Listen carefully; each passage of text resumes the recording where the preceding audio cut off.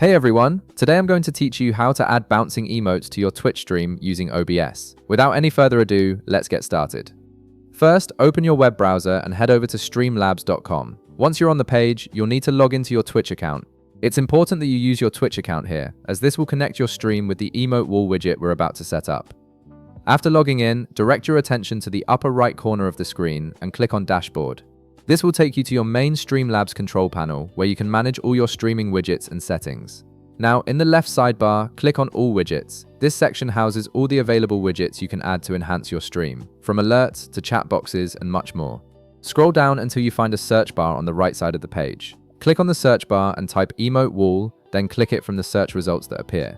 This widget is specifically designed to display viewer emotes as bouncing animations on your stream, making your chat interactions more visually engaging.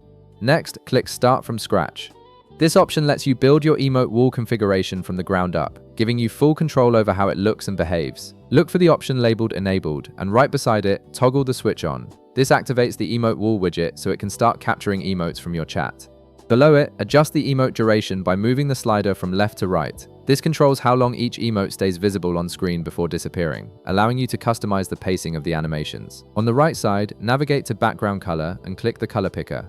Here you can choose a background color that fits your stream's aesthetic, or keep it transparent if you prefer.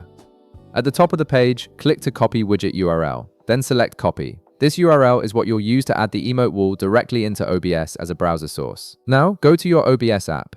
In the bottom left, navigate to Sources, then click the plus icon and select Browser. A new window will pop up, so just click OK to proceed. Delete the existing URL in the field, then paste the browser source URL you copied earlier.